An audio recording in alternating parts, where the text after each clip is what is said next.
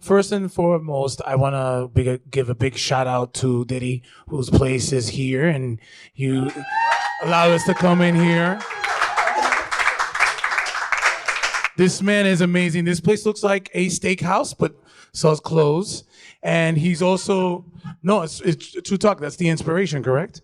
There's been some amazing events that have been happening here in Washington Heights, and it's been happening here. True story, I've been coming here every Wednesday night to train for the marathon with We Run Uptown. We had an amazing event with DAC and Dominican Writers as far as the pre-Latino Film Festival event. So we got to give a shout out to this guy here because he's been making it happen. He's part of the community, so... And then the second shout out is to Angie, who is the founder of Dominican Writers and why we're here tonight.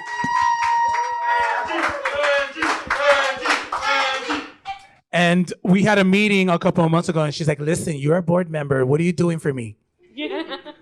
And I was like, oh shit. So she said it. And the thing is that when you know her face. You don't know if she's joking or serious. So it's kind of like, So I told her that I wanted to do something. We're workshopping Talkback. We're still working. If somebody has a better title for Talkback, please send us an email or DM us. But the initiative of this is that Dominican Writers, which she started with the initiative of having Dominican Writers with doing self-published books, and that's expanded throughout the years from Dominican Republic here. But as we were talking about under the umbrella of Dominican Writers, there's different sectors. It could be a TV, the journalists. So I wanted to have a talk back and conversation with people that are doing different things under the umbrella of being a Dominican writer. So here we are tonight. So round of applause for you guys for showing up. I want this sort of to be like a conversation, and then afterwards we'll open up for Q&A.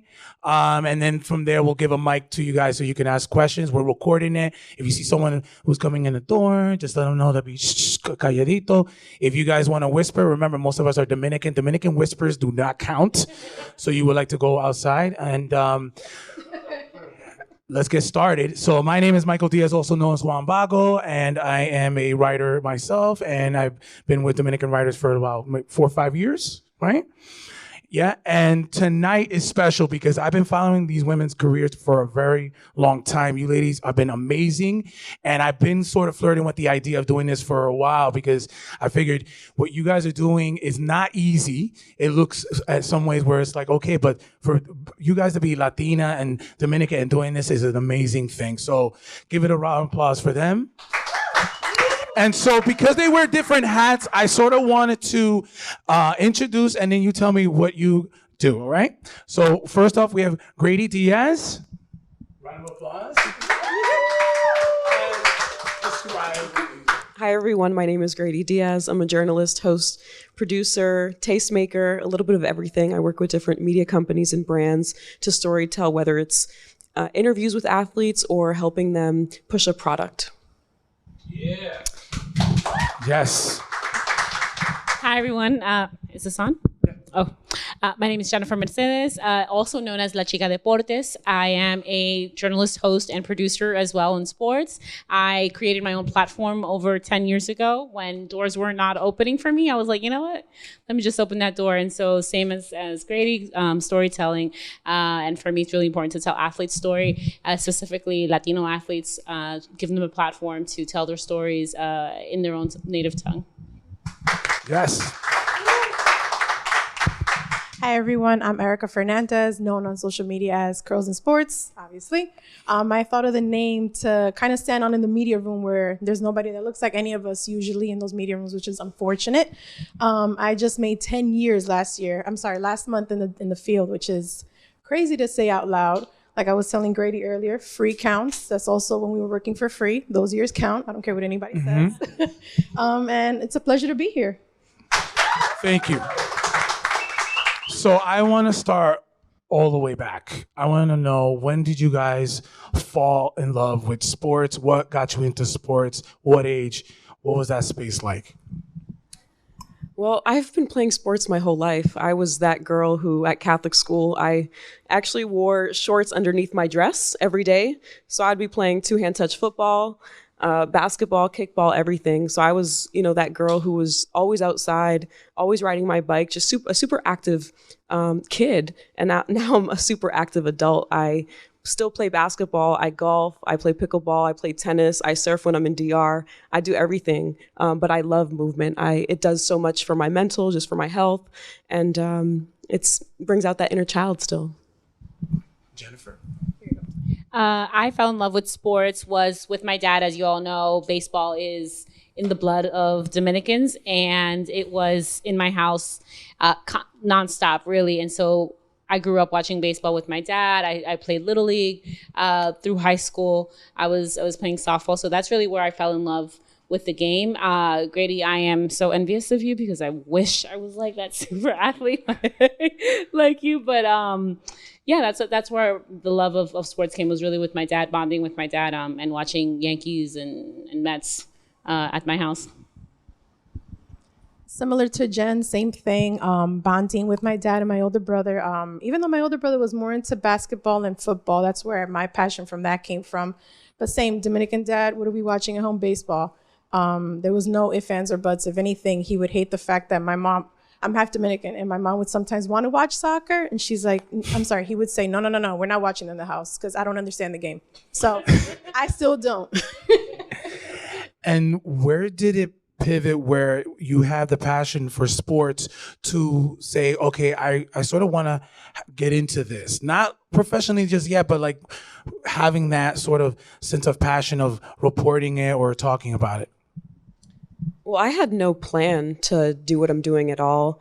I studied international business in college, and I thought I would work at a multinational corporation, live and work overseas. And ESPN actually recruited me right after college to work in business operations. So I actually did that for 3.5 years and realized I hated it. Mm-hmm. I was working at ESPN, their headquarters in Connecticut, and I was just like, I'm not happy. But I made really good use of my time while I was there. So I started writing, actually, while doing my business job. I wasn't getting paid to write, but I also made sure to meet folks from all around the company. So I was meeting with folks from, different producers to the president. And I do remember just a little story, and this might give you a little bit more insight in who I am and where I come from, is my boss at the time was like, oh, how did you get a meeting with the president? And I was like, because I'm ambitious. I looked at him straight in the face, and because again, we're not really in these roles. We're not really at these companies that much. So, there's a little bit more pressure, but I had no idea I'd be doing what I'm doing now. I never grew up seeing anybody doing what I'm doing, so it wasn't really even a thought for me. For me, I don't know if I ever thought I was going to be doing this exactly, but I knew I'd be in this industry. And I always say it's like a blessing and a curse, because I know him since I was 5 years old, that I wanted to be in like entertainment and performing. I still remember being in kindergarten, performing Love Potion number 9, and it was a whole dance routine, and everybody clapped, and the applause, I still remember the feeling of receiving that applause at that time, and it was something that stayed with me. And so I did a lot of plays. I was in drama. I did a lot of TV stuff, modeling throughout high school and college, and really I did an internship at Telemundo when I was junior at Rutgers University. And while I was there, I really did not know that I was going to be like a journalist. But they started sending me out to do man on the street interviews. And I was like, I think I could, this is cool. So I started working with one of the producers there, free 99 time, and they would send me out to do entertainment stuff. So I was doing, and I loved entertainment stuff. I love Hollywood. I love acting, movies, and all that stuff. I did a couple of off-Broadway plays, but I had the chance and opportunity to interview people like Denzel Washington. And I was like, I'm still in school, and so it was a great opportunity. And that's where I was like, wow, this is something that I could get into. I'm not like most journalists, where I never took a journalism class. I took one and I dropped it. So I'm not the best example in that sense, but I did love the feeling of being able to tell people's story and share their story. And the reason I got into sports was because one day the producer that I was working with, she was starting a new show, and she asked me, do you want to still do entertainment? And I was like, can I do sports? And from then on, somebody started calling me, hey, aquí viene la chica deportes. And it just stuck. And when I had the opportunity to launch my own program, which I did on Super Canal Caribe, which is a channel from the Dominican Republic, I was like, well, that's my show. And I started a half-hour show, hosting, producing it myself. I had an editor, thankfully, and yeah, that's how it started. That's how I ended up here doing what I do now. That was a cool story. I didn't know that that's how your nickname came from. I learned something new. I actually went into college thinking I was going to be a lawyer. And then I got to first philosophy course and I said, no, I'm not doing this. There's no way. And I ended up taking some communication courses, and then I took some journalism courses, and then I said, okay, this is where my passion is. And at first I thought I wanted to be a music journalist. And then I said, no, let me go back to my OG passion, which is for sure sports. And free 99, of course, you work for free for quite some time. And what led me from then to be here today, I feel like with all the layoffs that have been going on, things have been shifting. Social media kind of opened its door to me, and that's where I've been able to still tell the stories, find the fun side of sports that no one sees, interact with fans, take obnoxious photos of people and their signs that go viral, get a chance to ask a quick question to somebody, and it's like, oh, they shared it. That's great. And they shared it onto their feeds. Wow, it's blowing up. So it's been a journey for sure. And it's crazy to sit back and look at it, and then you don't really realize how much you've accomplished if someone asks. So you guys were mentioning, and it's so crazy because it was like 2 to 3 were like, okay, I didn't think that I was gonna get into doing this. In your beginnings, when you guys were doing it, what were certain attributes or skills that did help you progress in what you guys were doing, what you're doing right now? I would say just having the audacity, having the confidence to be in these rooms that I saw nobody that looked like me. Even to this day, I don't see many, from newsrooms to locker rooms, WNBA, NBA. I've kind of been in so many of them. But so yeah, the confidence and just also my people skills. I'm super friendly. So I think just kind of leaning into that in every space that I'm in has definitely helped. And it's just those kind of simple skills for me. So one of the things that actually helped me was drama class in high school. I hated public speaking, but I love doing what I do, which is like such a juxtaposition because it's like you kind of got to speak in front of people, right?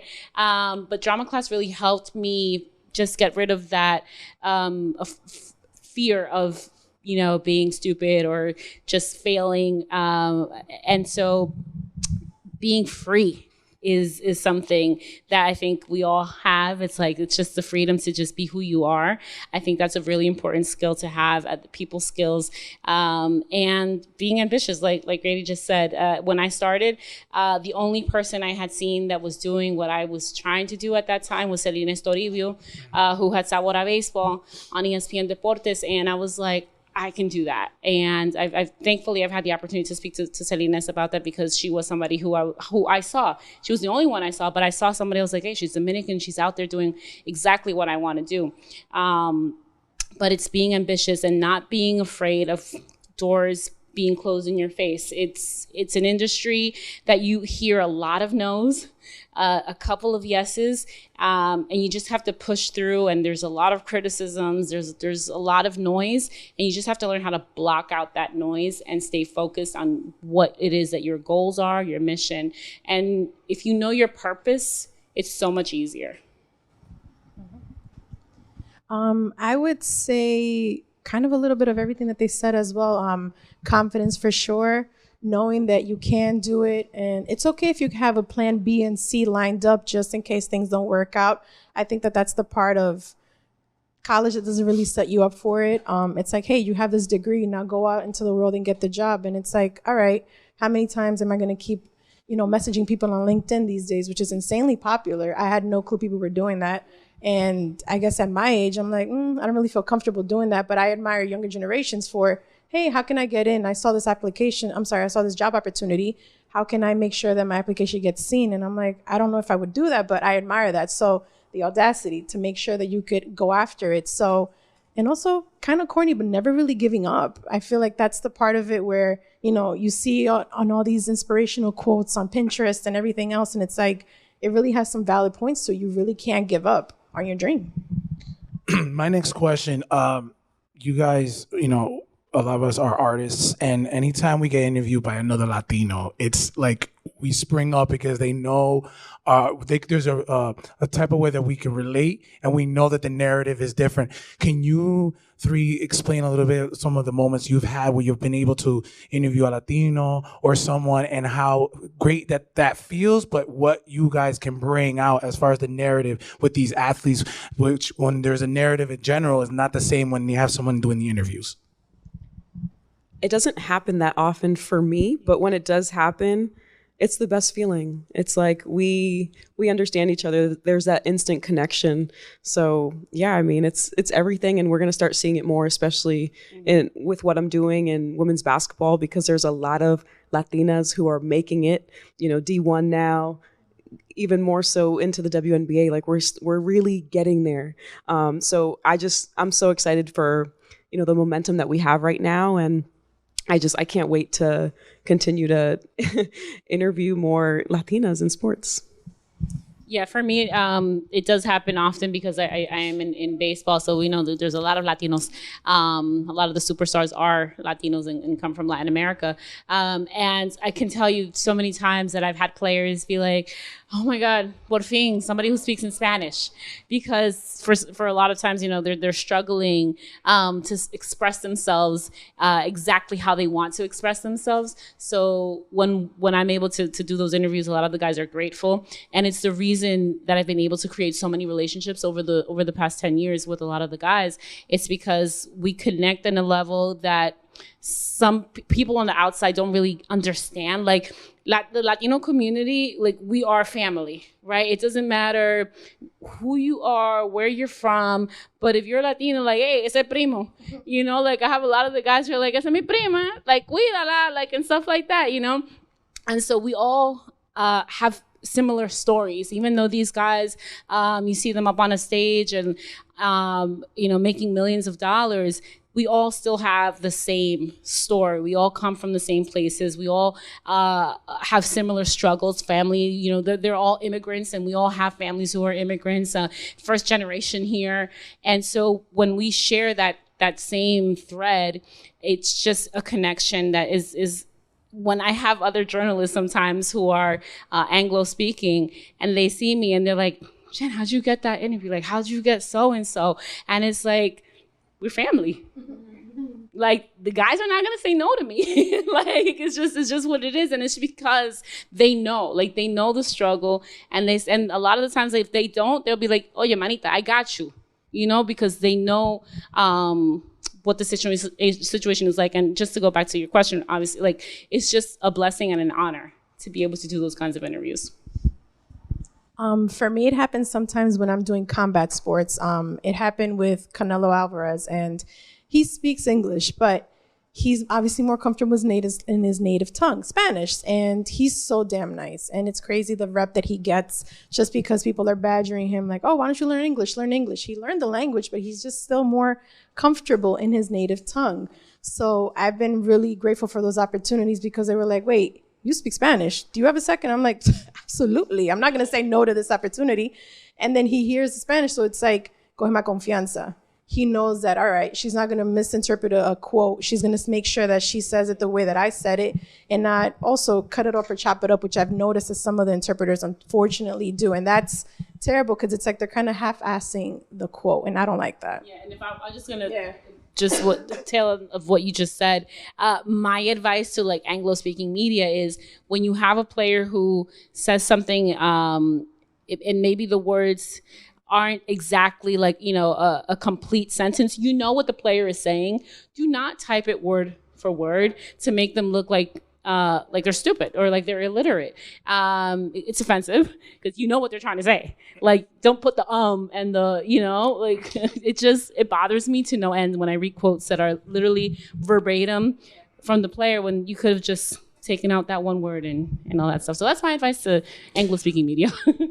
I want to stay here because what you've been doing for the last 10 years, and the industry finally caught up to you because you were doing such great reporting in Spanish with Dominican. Like, I got to see sides of the professional baseball players that I never got to see there. Can you sort of explain how it's been since from when you first started doing and now that you're like, a lot of these videos sometimes go viral and something you get and it's being shared because it's like, yo, de lo mío. Like, you are responsible for that. Can you explain a little bit that journey from when you started and you trailblazed? Yeah, and it's funny. I'm like, I'm the OG influencer in this thing, all right?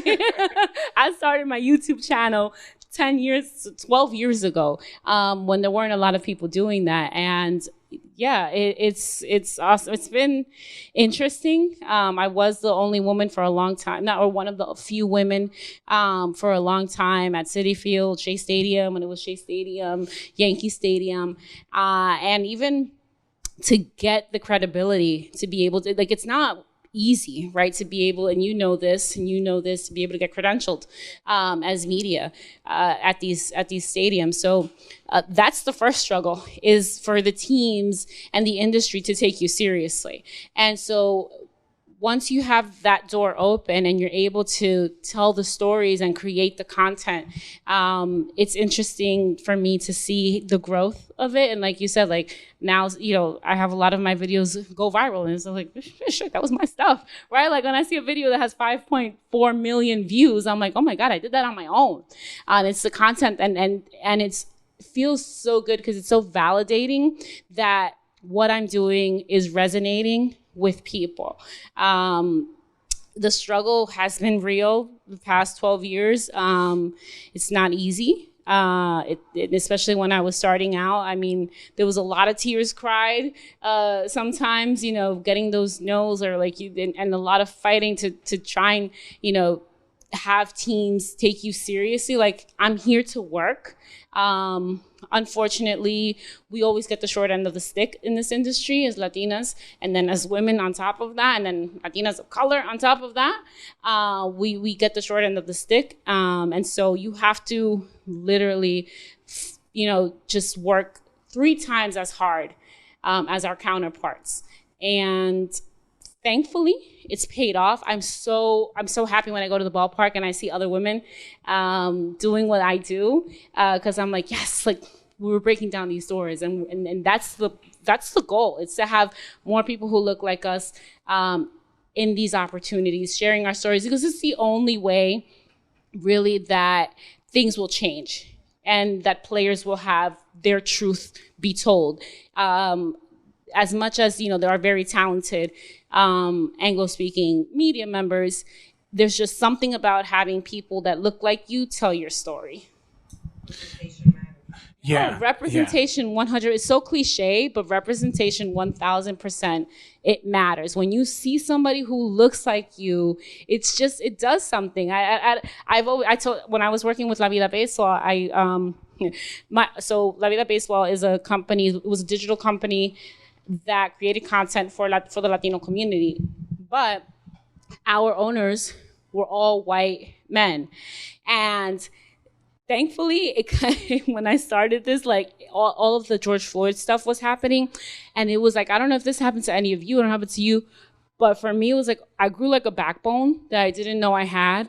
And there was opportunities within the job where I was like, okay, this is all fun and good, but can we get people who look like us at the top level? Like, y'all are great, but you're also white men. And we're trying to tell Latino stories. So we can't go to a brand with 3 white men and tell them, hey guys, we're selling Latino stories. No, we need people who look like me at the top, So being able to speak up in those situations for me is really important. And I know it's hard because you're scared, like, am I going to lose my job? Am I going to get reprimanded? What are they going to say? Am I going to look like the angry Latina? So all of those things get put into play. But when you're able to fight for us, honestly, it's such an honor to be able to do that. And then when you see it work out, it's even better. So I want to get into the little nitty gritty of stuff because I notice, like, a lot of times I watch a Knicks game, the game ends, and I hear the reporter and they're asking questions, and I know that you guys are responsible for that. Like, how do you prepare when you're about to do some of these locker rooms or post games where it seems like it's a fresh question and stuff? Like, how do you prepare yourself as a journalist and asking questions when you're doing that? And on top of all that, how long did it take for you to get comfortable to do that? I would say it took me a little bit to get comfortable just because I was going into, for instance, the Wizards locker room in DC after their games, and I was the only woman at times in that locker room. And it's nerve-wracking because you're win or loss, you have to ask the players questions. And sometimes they don't want to talk to you. They don't want to talk to anybody. Mm-hmm. So that's a challenge within itself. Okay, like how can I talk to this guy or get through to him after he had the worst game? So kind of just bringing things down to like a really comfortable level and just kind of going in. And just for me, it's always been about relationships. So I've always started off like with, hey, I'm Greydy Diaz. This is who I am. This is what I do. Just to kind of always give that intro, let them know that I'm here to do work, because there are times in locker rooms where people look at you and they're like, mm-hmm. Oh, who's that? Mm-hmm. No, I'm here to work, and just like really setting that boundary, setting that expectation was something that I did really early on, to a point where after that, it was respect. It was cool. I could ask anybody any question, even if the locker room time was over. I would catch them on the way out or whatever it was. But getting prepared, you're preparing all game. You're watching all game, checking stats. But yeah, and also like kind of realizing that I don't have to ask every question that I wrote out. What are maybe 2 or 3 questions that I have, because the time is so limited and there are other people that do want to ask questions too. So it's not the easiest thing to navigate at first, but once you get used to it, it becomes simpler. Yeah, it's not something that I got used to quickly either. Especially, like I said, I used to hate public speaking. And so like one of the things that like, I hated was actually press conferences, because you have to raise your hand and then it's like everyone's looking at you. And then it's like, well, what if I mess up this question? And it's happened to me. Like I've called a player by the wrong, even though I knew who they were. It's like I called the player by the wrong name and just came out, and I'm like, oh my, like then I'm like dying on the inside. Like my anxiety is killing me. And it's like, oh my, and then you just want to hit rewind and you can't. And then you just learn from those moments, as it happens to everybody. But yeah, it took me a minute to feel comfortable enough. And then when preparing, you just like Greydy said, like if it's post game, you're preparing the whole game. You pretty you know what's going on. For me, I've never focused on really what happens on the field. If they hit a home run or like whatever it is that happened on the field, it's not really that important to me. For me, it's really about like, okay, what's going to happen tomorrow? It wasn't a good day. And those are the worst. Like when you got to interview the team that lost, nobody wants to talk to you. And like they got a face and you want to create really, positive content, and they're like, they don't want to talk. So it's up to you to how do we turn this into something positive? So it's really about, hey, like, today wasn't good, but you get out there tomorrow. What's your advice to people who are going or struggling through something? How do you turn the page and stuff like that? So like that's what I try to do. That's my prep, is how can I turn the negative into a positive? To echo what both of them said, same. You're kind of preparing all game. I usually like to bring a little notebook and write little things down like, oh, I just thought of this. Let me write it down to make sure I don't forget. But I was covering the Knicks for 5 years, and that covered me enough to make sure I had to deal with a team who lost, which is terrible. If you guys are Knicks fans, wait, what years were you covering the Knicks? I was covering them 2015, 2020. Those are tough years. So you got to interview Randall. Where there was 3 coach changes. Oh man, it was tough. Oh my God. I always try to do his positive spin. So Carmelo Anthony was always very sweet, never a jerk. I would ask him about his side stuff, similar to what Greydy was saying. Like, let me think about what else I can ask them real quick, because you didn't get time pregame. They weren't even in the locker room. You chase them down before security tells you, hey, there, you can't go that way anymore. But you kind of just have to go in with a positive attitude and just hope for the best. And yeah. So, yeah. And sometimes you have to break some rules. Yeah. Oh, yeah. Listen, like, is this on? Can you hear me? Is that the microphone? I don't know It if feels it's like a flow. It just feels like a flow. Is it battery? You want to... It's good. It's fine. okay. Just checking. Yeah. So I'll whisper then. So yeah, Dominican whisper. just about like breaking rules. Obviously, I don't always encourage, but I wouldn't be here if I didn't break some rules along the way. You know, even with players, you know, they tell you, oh, after that locker room time, it's over. I'm catching players on their way out. Hey, I have one more question. You know what I mean? But again, respectfully, of course, always. But yeah, sometimes you got to break a few rules, especially because we're not really always here. So yes, I'm not saying break rules all the time, but I mean, sometimes you have to. Yeah, and I agree. And sometimes you gotta smile and try and look cute and be like, please, like, and it works. You just, yeah, like Grady said, sometimes you gotta break some rules. You gotta act like you belong. You don't be nervous. Don't be like, oh my God, I'm gonna get kicked out of here. No, you act like you belong, and you run around places. So where are you gonna find them? And if they go by, okay, fine, you know, ya pasó. But as long as you make that effort, trust me, they see it too. I've had, and that's something that's very validating, is when you have players be like, man, I see your hustle. I see your growth. I see you. And when they see that, they are 100% more likely to give of their time. So continue to grind, continue to hustle, because they're watching you as well.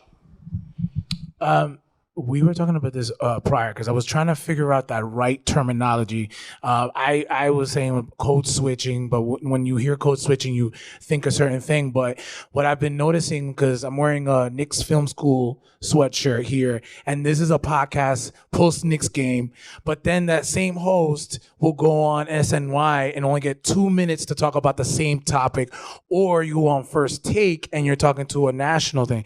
So my question is, how do you sort of like get in the frame of mind to know you might talk about the same topic but in different lengths? How do you do that? Because like right now I'm doing a very long-winded question and I should have made it brief, but it's not an easy skill. So how do you sort of navigate in knowing that this is a different medium and I should get to the point, or I can have an extended conversation? Well, I think preparation's everything. I mean, whether I'm speaking on a 2-minute segment or a 30-minute show, there's preparation that goes into that. It doesn't matter how long it is. Like, I'm still going to take my time. I'm very intentional about my words, very intentional about just, you know, the time that I'm given, right? So, yeah, I mean, there's just a lot of preparation. That's as simple as it is for me. I agree. You just got to be prepared. You know what you're talking about, so you can get to the points that you want to talk about, whether it's 2 minutes or whether it's 10 minutes that you have, or 30 minutes, whatever it is. As long as you're prepared and you have your points that you want to touch on, it makes it so much easier. I don't know if you wanted to talk about code switching, but we do code switch too. We can talk about that, definitely. No, I mean, I know there's times, you know, if you got to be, you know, on air, for instance, there's a certain level of professionalism. There's a certain language that you have to speak. But then when you're with the guys, like, dime, okay, ¿cómo tú estás? You know, so there's you have to have some familiarity also. I think it's important to have the mixture of both, but to continue to be yourself. Never try to put on something that you're not. Like, if you are who you are, and if you are not authentic, it will come across. I would say for me, I think about social media. And I think about attention spans. I think about what's going to bang, what's going to go viral, what are people going to share, because I'm very particular with whatever I share. And I know that sounds mean because, you know, it's a quick little arrow button that goes to your story, or a quick retweet. It doesn't kill you. It doesn't cost you money. But I think about that as well. Like you said, like you both of you said, preparation, thinking twice, writing down your notes. Just making sure you use the proper language as well. Reading your audience as well. I ask people, I'll ask my brother or somebody, like, what do you want to hear? Like, what do you want to see?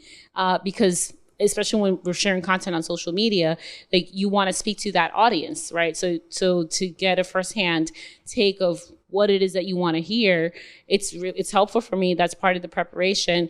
I mean, just the other day, my brother was like, yo, ask the guys about Bad Bunny, like if they've listened to the new album. And that's how I created this piece of content, went viral.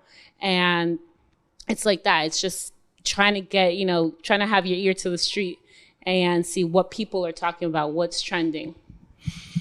You just mentioned social media. And, for me, watching sports, that's disconnecting, I watch the Knicks, unfortunately the Giants. But for you, that's your job. So how do you three disconnect and keep a balance? Because you guys can consistently be doing research and doing all this stuff. Like, how do you three disconnect to keep that balance so you're having your best selves? The shade room. The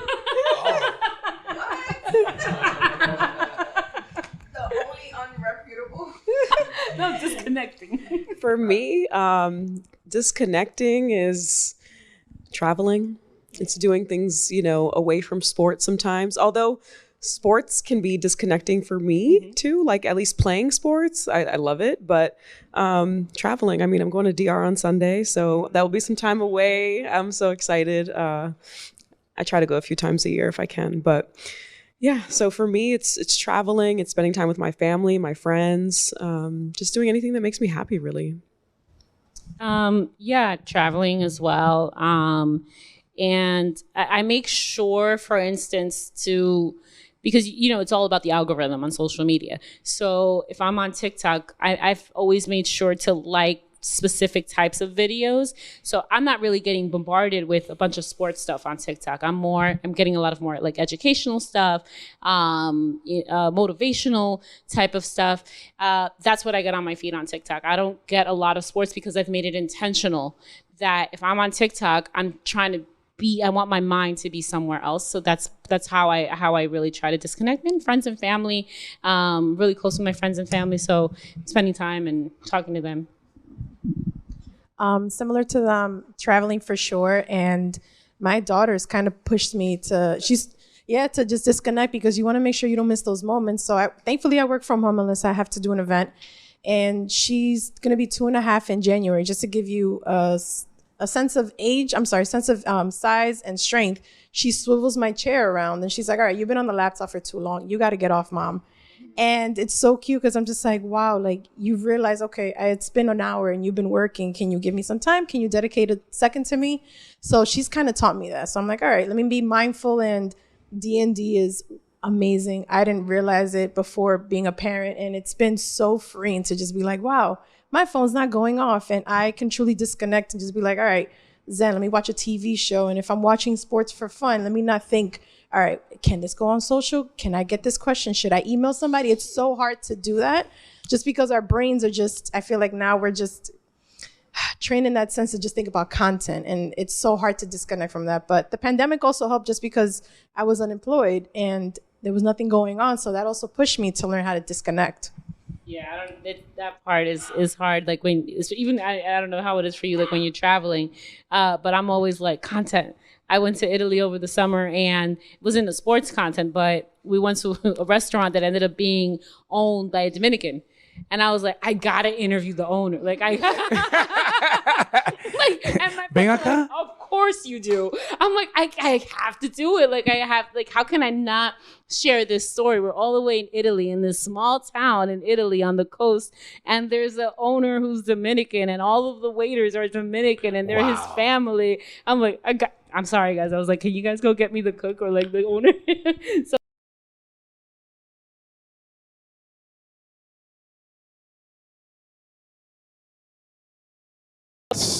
sporting stuff like that, if there's not a cousin or an uncle, it'll be like, mira, ven acá, Jennifer, tú vas a estar en el juego. Can you get me in? Like, can we hear some stories about some of the relatives? They get tickets. Have you guys dealt with that? All the time.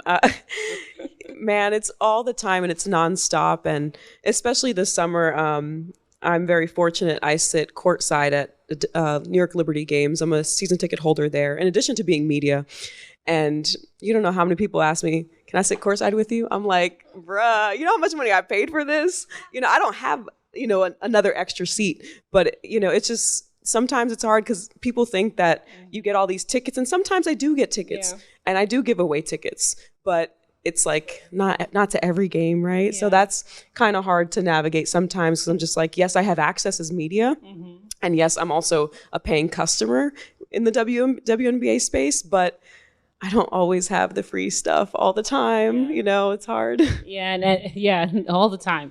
Especially in baseball, because everybody loves baseball in the Dominican community. So always consistently getting asked. And there are players who I have certain relationships with that I feel comfortable enough to say like, hey, you got a couple tickets.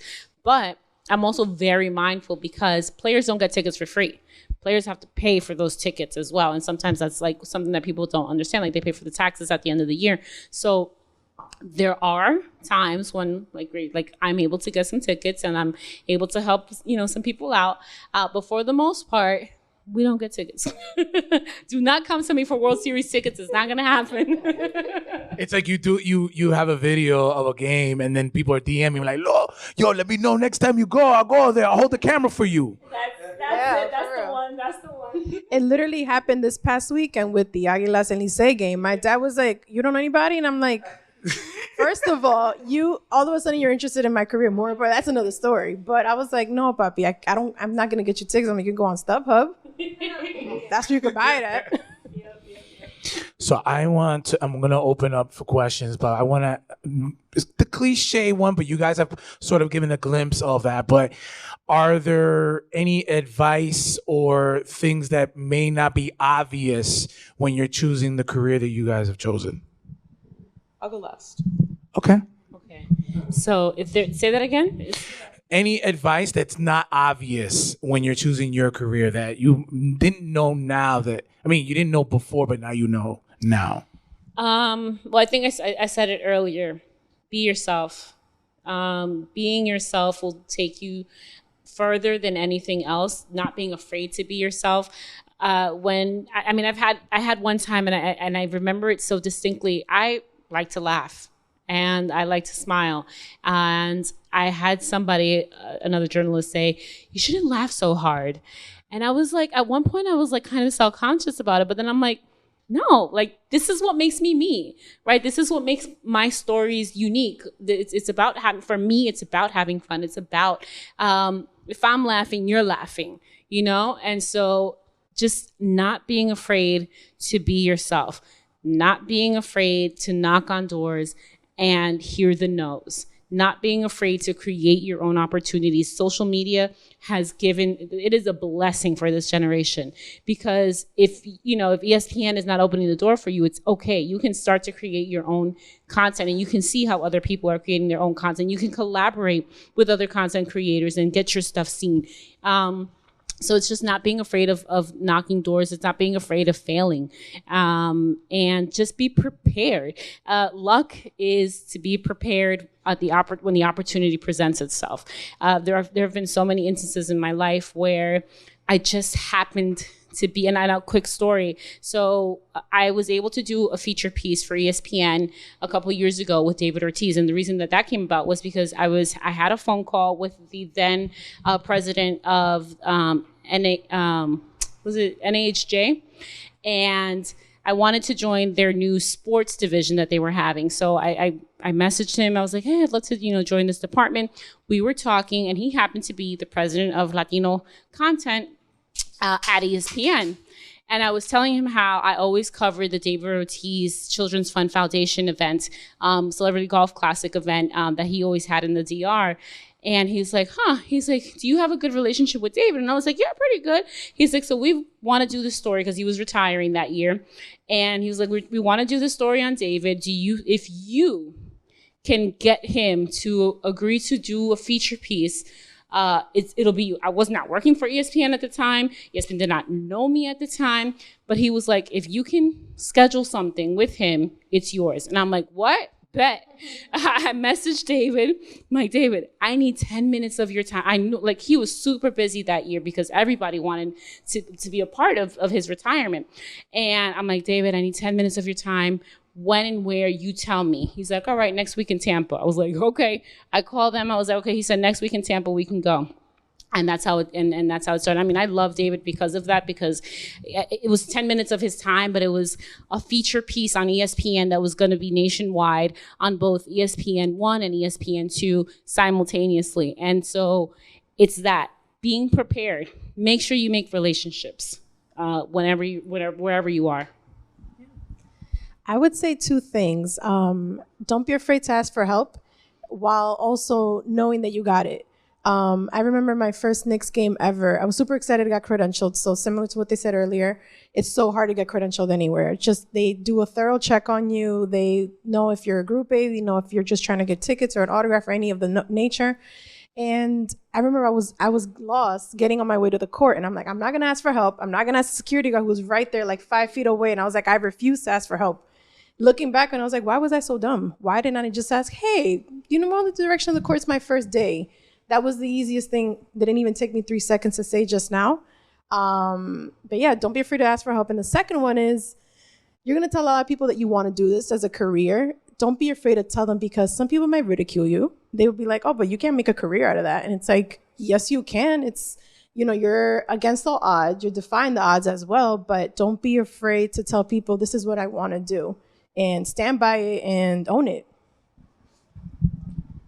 You took the words right out of my mouth. That's actually perfect. And, you know, people can't help you unless you open your mouth and say, hey, this is what I want to do. This is what I'm interested in. Mm-hmm. And also I get asked all the time, like, how can I do what you're doing? And like, basically, when can I start? I'm like, you can start today. Mm-hmm. You can start by putting your cell phone in front of you, because I still record a lot of my stuff via cell phone, and put it on social. Mm-hmm. Put yourself out there. You can ask anybody for an interview nowadays. You can interview your family. You can interview people at school or wherever it is. So there are ways, there are more ways than you think to be creative, especially in this new age of social media. And definitely kindness can take you so far. You know, people will always remember how you made them feel, whether it's in 5 years, 10 years, it doesn't matter. And treat everybody with respect, because the people who are next to you might be your boss someday. You might need a job someday. So it's just so important to treat everyone well, because again, people remember. And yeah, I mean, obviously work hard and believe in yourself, and definitely have a strong support system, especially with what we do. We've said earlier, you know, we get criticized. It's very competitive. Sometimes it's highs and lows. You know, not every day is amazing. There's a lot of work that goes into this. So having those people at home or in your network that you can go to, having mentors is key. Relationships are the most important thing in this business. So always nurture relationships. Don't go to people just when you need something. Ask them how their kids are doing. Ask them how their mom's doing. Ask them how they're doing. You know, so just be kind to people along the way, because we're all going through things, and you know, people are people. Yeah, just to piggyback off what you said, you don't know who people are, especially when you're like at an arena, at a ballpark. There are so many people just walking around that you may not know, like, oh, that's the owner, like, because they don't even look like the owner, you know, like they're just so quiet and, you know, to stay to themselves, that you may bump into them, and it's like, you know, be kind, because you do not know who people are. And it should never be, and it should never be like, oh, I'm sorry, I didn't know you were so. No, you have to be kind and nice to everyone, and that, I think that goes for, you know, in all walks of life, because you just never know who's who. And karma, I truly believe in karma, and it will come and bite you at some point. Well, ladies, thank you so much. Give a round of applause. And so, do we have anyone that has any questions? Yes, you. Thank you, Mike. First of all, Mike, you kept calling these ladies guys. I know. And then, it's wait. Ladies, hold on. Let me just say this. You ladies have broken barriers. You face challenges every day, especially because of your gender. So you calling them guys, I was like, I was like, they kept repeating how, they don't see women all the time in these spaces, right? And you're like, hey, guys, I'm just going to put that out there. But anyway, he'll get it. This is his first one. He'll get better. It's all right. You have a list of Yeah, I got a list of questions. I'm Mike. I'm usually in your seat, but this time I get to make. No, you did a great job, Mike. But ladies, I have a question for you, and what? So. I said guys or ladies? Ladies. So. Ladies, one of my first questions is, I've started this organization as a writer myself, right? And I've had authors that I admire and that I love. And my biggest moment was sitting down with Julia Alvarez, right? So what was your biggest moment that you were like, I cannot believe that I'm sitting in front of this person right now? Who was it?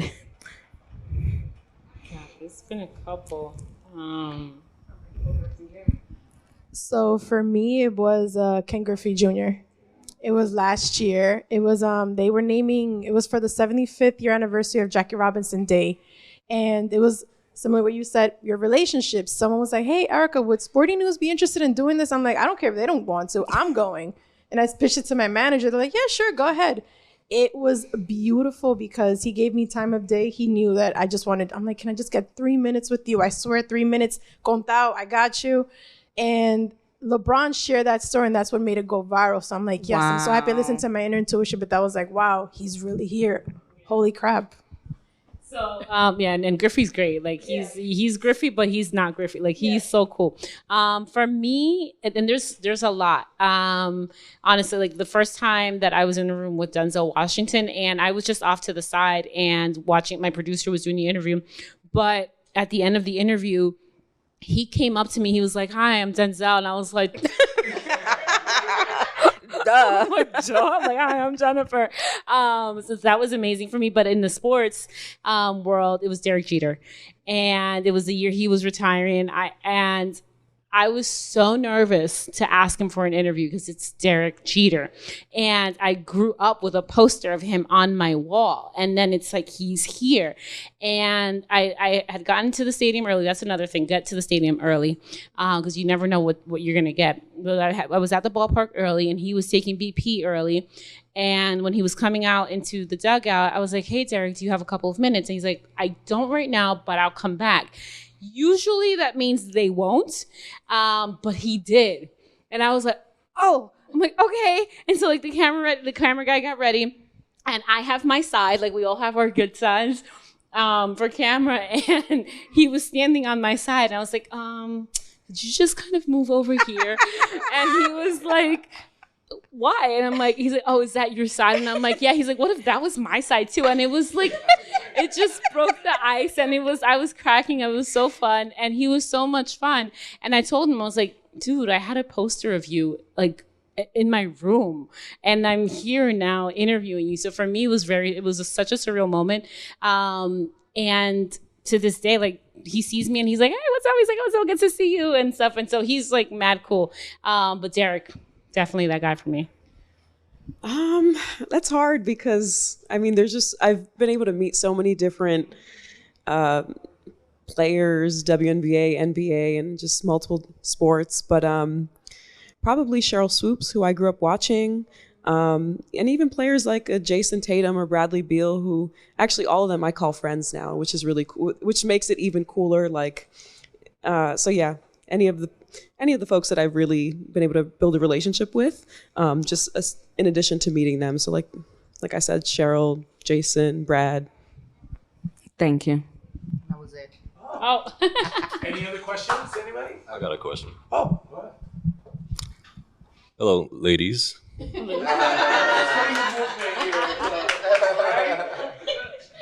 Ladies. Yeah, you'll get it. You're good. Well, thank you, ladies, for being here.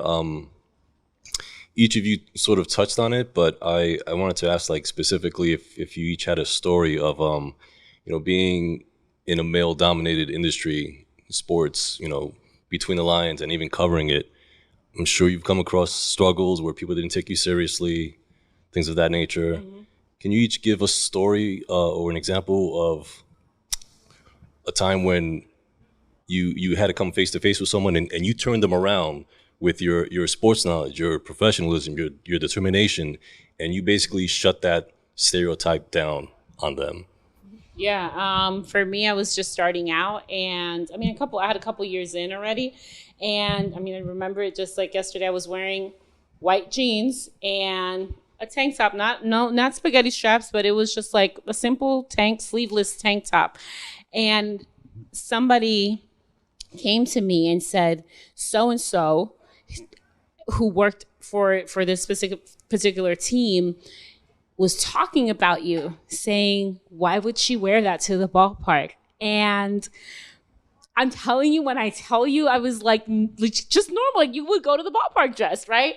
And in my mind, I was like, wait, why would this person who is literally like me say that? And I cried. Like the tears just came down my eyes because I couldn't believe that somebody would be attacking me for what I was wearing and judging me for what I was wearing, when it actually, like, I was not even provocative or anything like that. And so it was like in that moment when I was just like, okay, so like this is happening. And the way that I just shut that down was just to continue to do my job. I kept showing up. I didn't let that deter me from being who I was. And now that person is like, hola, manita. What's up? How are you? Because they've seen the growth, and they've seen where I am and who I am. But at that moment, I felt this big. And the only way you get out of those moments is, one, knowing who you are. We've said it before, being confident in who you are and being confident in what you do. I can suck at everything else, but I know I'm really good at what I do. There is nobody that can tell me that I am not good at what I do. Anybody who is trying to hire me, I'm always like, listen, you don't know what you're getting when you get me. I know what I bring to the table. So I think that's also part of how you kind of get out of those moments, is knowing who you are and knowing what you bring to the table. I would say, even this summer,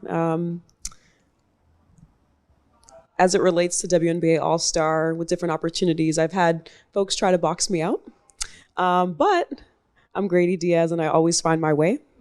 And sometimes things work out even better when I find my own way. So I know that, in that moment, I know that people saw me wherever I was sitting and they were just like, how'd she get there? Because we didn't even want her here or want her, in this, not in this space, but as close as she was. But I'm blessed. And I've always treated people very well along the way, and I get blessed in return, especially when I need it. So yeah, people even to this day will try to box me out. Not sure why. Yeah, it's envy, but I just keep going. Just keep going. Like if there's a door, I'm gonna go through the window. I actually have a perfect example. This is when I was still in my petty era. Shamelessly too. It was a professor who, I forget his name. That's what's crazy. I know what the guy looks like. If he's walking down, I point him out to you, but I do not remember his name. But again, same scenario. First Knicks game ever. I guess he saw that, fresh meat. He specifically told me, hey, just try to make sure to not be a groupie in the locker room. And I'm like, I'm gonna remember that. I was like, all right. So I saw him being a groupie in the locker room all over. That was just ammo. Oh man, I let him have it. He was all over Carmelo Anthony. And I'm just like, so who's the groupie now? And solamente me miró la cara and he was just like dead stone. And I'm just like, and I was just smiling in his face. that was when I was real petty, and I'm like, I'm not gonna let this guy get away with it. And I'm sure he remembers that I told him that shamelessly. Like, I have no shame, because you also have to defend yourself, like you said. People are outboxing you unnecessarily. Like, all right, the door's closing, but the window's right there. You could just go through it somehow. And there's a lot of, like we just said, there's a lot of envy in this industry, unfortunately. And there are a lot of colleagues that, because we are women and because we're Latino or because we're young, like, we'll look at you a certain way. And I mean, I had an instance, because of the relationships that I've created, I have had players like say no to a bunch of interviews, but they know me. And they say, I got you, okay, I'll do you, okay? And I had one time, one player was like, okay, come, let's do the interview over here. And so I did the interview, and there was another colleague who was trying to do this interview with him. And when I finished the interview, this other colleague went, and the player was like, no, I told Jen, and that was it. Well, when the player went inside, he looked at me and he was like, why would you take so long during that interview? You know, there's other people that are trying to do work too. Like, you should have cut your interview short so that I could do my interview. This was a man. And I mean, when I tell you, like, he was yelling at me like he was my dad. And I was like, whoa, I had never checked somebody so quick in my life. Because I was like, my dad doesn't even yell at me, so you will not talk to me in that manner. You don't know me. You do not talk to me like that. You think that just because I'm a woman, if that's how you treat the women in your life, I feel sorry for them. So, but you will not talk to me in that manner. To this day, that man has always apologized because I checked him with the quickness. I think sometimes you have to check people too. Don't be afraid of checking people. But there are those moments.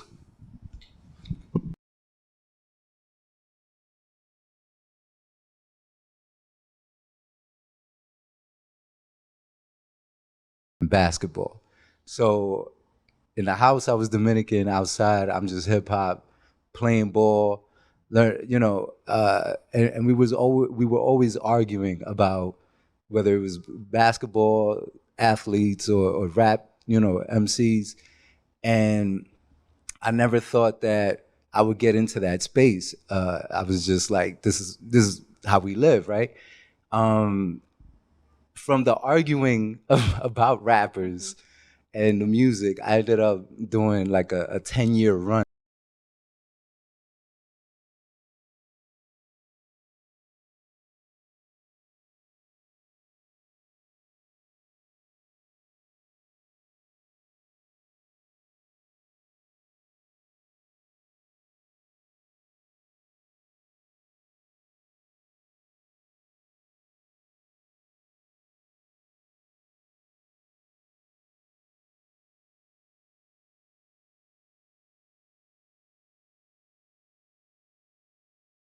That may not always be the popular perspective, but you could hold your own and bring weight into that perspective that you have. Yeah, I think definitely like the conversations that you have definitely influence what you talk about, like the content that you create definitely has influenced me. And those perspectives that I was able to have, right, usually came from my dad. And I'm so grateful because I remember there was this one time, beginning of the season, and I was talking to my dad about the season, and he said something about like the Texas Rangers. I can't remember what team, or the Blue Jays. I can't remember what team it was, but he said this team is going to make it to the World Series. And at that time, nobody thought that that particular team was going to make it to the World Series. And I said that in an interview, and people kind of were like, "She don't know shit about what she's talking about." And then somebody remembered that interview at the end of the season and was like, "Yo, you were right. How did you know that?" And I was like, because my dad told me. And I believe my dad. And because sometimes fans have a different type of, eye for the game and different things. But yeah, those conversations definitely influence what I do in my perspective. For me, it wasn't really arguments at all. It was more so just my interest in sports. I'm your everyday athlete still, so I have all these curiosities about just sports. But more so now, I care about what players are doing off the court. So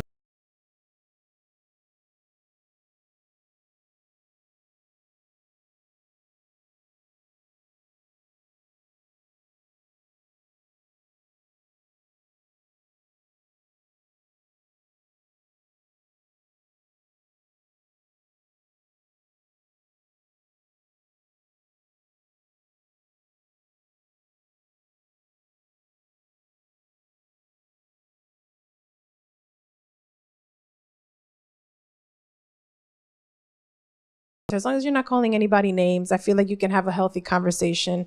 I'm a Mets fan. It's unfortunate. It is what it is. I'm not leaving this team. They're not leaving me. Maybe I'll give my daughter a different choice. Who knows? Maybe, but I think it's still like the fun in it. It still brings a fan out of you, which I don't want to ever lose because I don't want to just think that sports is work. It's like, oh no, I don't feel like going to the game today because I'm bored of it or whatever. That's when you know like you're losing passion for it. So. All right, I have 2 questions. First question is, all 3 of y'all are in an industry where, unfortunately, the sad reality is spots are limited for ladies and Latina ladies especially. What can we do to continue to support and ensure that you all thrive in the industry that you're all in? Share our content. Share our content, engage with our content, share it with your people, and then have them engage with it. And it's the same thing for women's sports, right? Show up. You can't just say, oh yeah, we want more women in sports. Yeah, we want women's sports to succeed. You can't just say it and not do it. You have to show up for them. You have to show up for us. So I would just share our content, engage with the content whenever there's an opportunity. You said it perfectly. Yeah, same. Perfectly. Okay. And my second question is, well, first I want to say thank you because I have 3 nieces at home, and as a man, I try my best to educate myself and like try to like lead by example on how we can make things different for their opportunities to be a lot easier. So thank you. My second question is for Greydy. So you spoke about, connections with like Jason Tatum and Bradley Beal, and we work at a clothing store, and we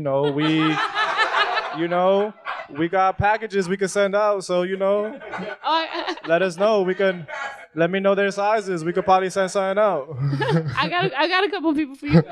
Yeah, definitely. So I mean, on a serious note, we run a clothing store. So if you have connections, let us know. We can send some stuff out to them. And even we would like to see y'all in what we have here in the stores. So sounds good. Let us know your sizes.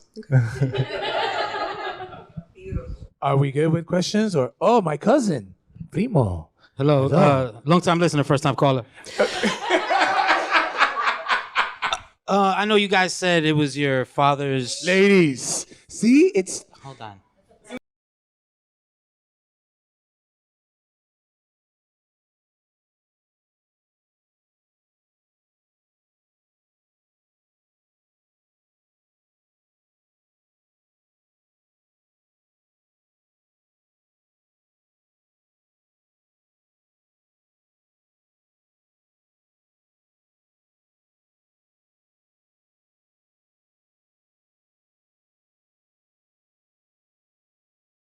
Definitely connect, because I mean, it's cool your parents show you things, but usually you find your own connection. So was there an athlete, a team, a sport? What was it that connected you ladies to this field? For me, it was WNBA players. So for my 10th birthday, my mom brought me to, my favorite player at the time was Lisa Leslie. So my mom brought me to a LA Sparks, a Connecticut Sun game for my 10th birthday. And from there, I was just like, I want to be a WNBA player. That's what I'm going to be when I grow up. I knew what I wanted. For me, it's 2. And one of them, I know that we probably might feel a sort of way about him just because of what he looks like, Sammy Sosa. I remember summer of 98 vividly. It's my first probably memory of sports. And it was a fire summer. And when you get a chance, please watch that 30 for 30 because it is brilliant. It is so good. And then Tim Duncan, to me, he's my greatest of all time. I know that a lot of people will hate that. I don't care. He is my greatest of all time. But my older brother was watching him in college sports. And this is before he became a Knicks fan again. He was a Spurs fan at the time. And obviously, I know you're giving me a look. I'm so sorry. I know. But I'm happy that I've seen a win in my lifetime. I can't do it. I can't. But then Yikes. Yeah, right? Yikes. Knicks fans feel that. I know. I'm sorry, guys. But yeah, those are the two players. But similar to what Grady was saying, I wish I would have seen like a little bit more female influence growing up. So I didn't see a WNBA game till I was maybe almost in college. And, you know, share the content to what you were asking about earlier. I want to be able to see this more. So it's like, besides just supporting women in sports, let me actually be exposed to it. So I'm happy to see where it's turning into. The numbers speak for themselves, college and professional level. So I wish I would have had a little more exposure like Grady, because that would have been great to go see a Liberty game at 10. Yeah, and I never watched growing up WNBA stuff like that. I mean, I know who Lisa Leslie was and Cheryl Swoops, but women's sports that I did watch was a lot of gymnastics, and I wanted to be Dominique Dawes. I could not flip for my life, but seeing a woman of color, a young woman of color, like on a stage, and that was representation for me, right? And so Dominique Dawes is always somebody that just like sticks out in my memory. Those core memories that was built. I remember sitting in my mom's bed and just like over the summer, just watching her and saying like, wow, like that's me, you know? So yeah, Dominique Dawes is also somebody who really influenced my view of sports. Any more questions? Okay. I'll go over there.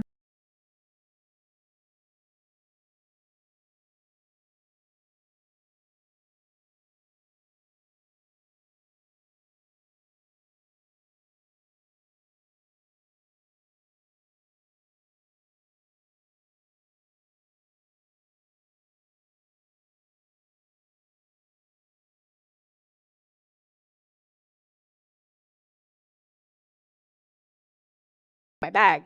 So my question to you is, what was that transition from watching sports with your father to doing this full time as a career? It's actually hasn't changed. I feel like he's a walking talk radio. He has a lot of banter. He talks a lot of smack, and it's great. Like, he's a Phillies fan, so he hates the Mets. And I'm just like, why? I don't know what. I know. It was a tough household to grow up in. It was hard, but it's been fun because I feel like he still gives me that sense of fandom, and it's good to fight with him back and forth. Like, I'm like, all right, cool, you still got it. You know, you're paying attention. I'm happy you're still watching some sort of sports. But it's been fun to kind of learn from him as well. I feel like maybe that's where I got it from, that little spark where it just won't die out and you make sure to speak up. And like, no, that's actually not my opinion, or I don't agree with your opinion.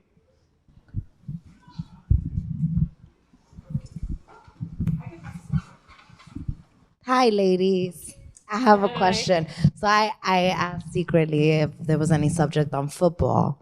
So I'm a diehard football fan. I grew up watching baseball, grew up right by the Yankee Stadium, but I'm a Mets fan and a Boston fan, sorry. But I'm a Giants fan. And I wanted to ask you, ladies, has that side of sports ever called you, or have you guys ever done any work there? Mm-hmm. And yeah, that's it. I've just recently actually, I did a couple of things with the Giants.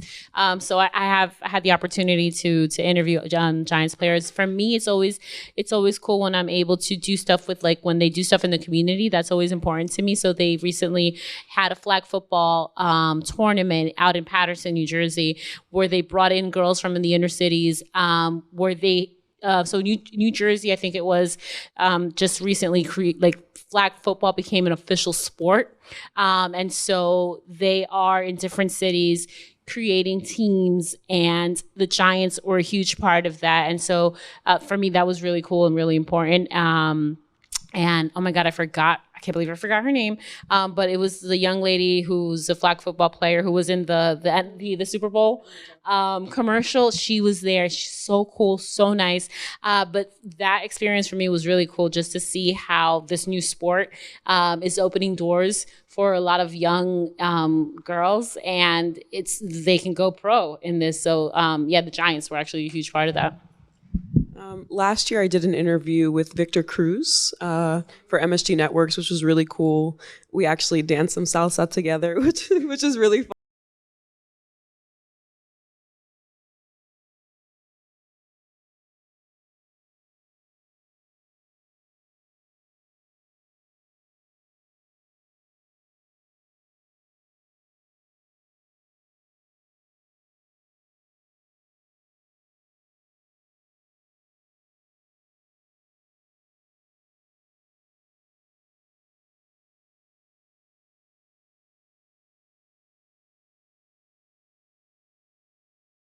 they're usually covered, but football players, they drop it like it's hot. It's their space and you forget it's their locker room. So I'm like, whoa, okay, this is what we're walking around in here. So that was my first experience with that. But it was a little bit more conservative in terms of the PR. I want to say they're a little bit more like more formal. I want to say the loosest out of all of them is probably boxing. They're so relaxed, so laid back, and then UFC as well. But it was a nice experience. It was just tough to get to because I live in Queens. So I figured it out. Every Sunday